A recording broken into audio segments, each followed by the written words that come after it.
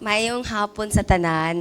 Ako di ay again si Jo or Miss Jo sa mo ang ano sa ako ang ano sa kong place. 40 years old, a mother of two beautiful kids na ako'y dalaga na 20 years old and ako ang isa ka baby boy na 8 years old and a wife of a tall, dark and handsome husband na wala di ari karon kay gitawag sa trabaho jud. So thankful kaayo ko sa chance na makashare papud ko again sa gibuhat ni Lord sa ko this RW. Sa wala pa ako naka-encounter kay Lord, grabe kagubot ang akong life. Niagi sab ko og kanang premarital sex, nabuntis kog sayo, unya, wrong relationship, kaya nangita di ay ko og love. Na wala na ko nasabtan kung sa akong ginapangita, but dili ko mabuhi nga ako lang. So di ay kay, wala dito na ako nakita sa akong family or sa akong parents, especially sa akong parents kay sa kawad una mo, busy akong parents, akong especially sa akong papa kay iya lang ano is i-provide lang among food. Si mama naman dili kaayo siya anak kaayo ka kanang iyahang pagkamama sa mo is murag igawas lang miniya unya amo ng mga igsuon ang mubantay sa mua mo padidi and so in short wala din ako to siya na experience na love sa akong family. So kadto na realize jud nako na sa balay pa lang di ay dapat daan ato nang ma-impart sa ato ang family or sa atong mga anak ang love para dili nila pangitaon sa gawas kay mautoy mo lead sa ilahan na mamali sila or masipyat sila kay ma-deceive sila sa ilahang mga na-experience sa outside world, especially sa mga barkada. So ako kay guilty kay ko anak kay nagtuo kong halahi ko sa akong mama pero parehas ay me. Yes, I'm a good provider, mama, pero wala sad ko'y time sa akong anak.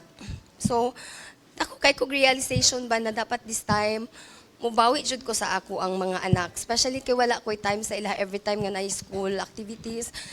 Wala jud ko ana niya, akong anak mo, ana, manlakaw, tama, manglaag, tama. Wala ko ana, ang ginabuhat na ko, tagaan ako sila kwarta sa ilang papa. O sila'y mananawag sini og mag-date. Kay ako mag-work lang ko nang mag-work.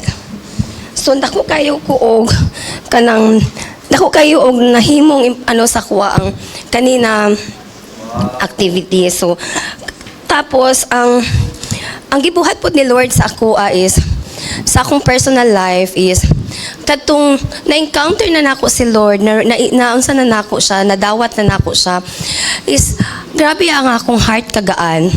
Kay sa una man gud maski nakaingon ko na yes, nakailan ako kay Lord, pero sige ko ka-backslide. Kaya it's because, maano ko sa mga ginahatag sa ako as a world na kanang, kaingon ko na mauna to siya.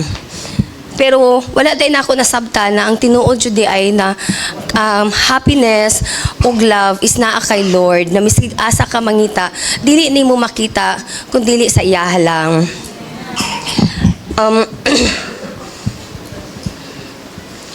Grabe ko kaayo ka-bless, kaya ang akong sala, ug ang curse nga naa sa akong lawas na which is ang akong sakit, kay gibayra na ni Jesus sa cross. As na-share na ko kagahapon, actually, gi-declare na nako, gi-claim na gani nako, gipangayo na gani nako kay Lord na Lord, kung dili namang kumaayo, ayaw ko tugaya kay gikapoy nako, and then, dili pod ko gusto na mag-suffer ang akong family. So, anak ko na Lord, unsa gyud ay imuhang gusto sa ako ana. Kanang di man jud ko maayo-ayo. Kay it's because dili naga-response ang ako ang body, ang akong sakit sa ako ang chemotherapy, pulse therapy and the oral medication. So, last 2 weeks ago, ang akong doktor niingon na dili sa siguro ta mag-chemo jo kay wala naga-response ang imuhang body and then ang imuhang platelet nagasigig down. Actually, from akong platelet is from 5. At first, nag-increase siya to 28. Then, that second chemo na ko, nag-31. But after 2 weeks akong chemo, nibalik na po siya 20. And then, the doctor is nag-worried na kay, dili na siya nag-respond. So, siya, sige, stop muna tayo ng chemo and then, tayo. And then, ang problema is, ang ako na po, akong lungs, ug ang akong heart, kay nagataas ang pressure sa akong lungs, and then my pulmo and my cardio and also my rheuma is nag-worried sila kay ang pressure sa akong lungs is 100 na siya. So, kaya sa una ingon ko sa ay gahapon ingon ko sa inyo na halos dili ko kalakaw, it's because naa-joy tangki always akong kilid kay maglisod ko ginhawa. But praise God, sa 3 days, wala na ako na-experience tong akong gina-experience sa balay nga sige lang kong lingkod, sige lang kong tulpok sa akong cellphone.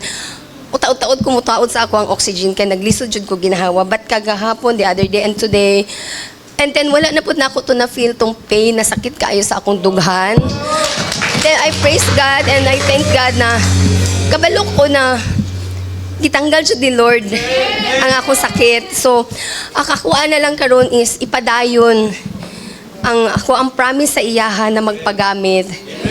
Oh, dili jud ko pwede magpaluya-luya kay since na-experience na nako ang goodness ug ang grasya ni Lord, pagpadayon jud ko. So magpagamit ko. And then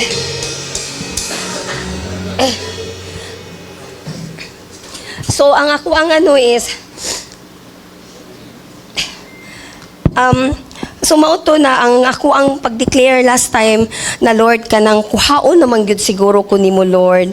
So mo di ang naapa ko karon di ari kay napaday ko'y purpose. So mauto Lord na I'm willing to submit my life, my time kay Lord para magamit ko niya. Thank you.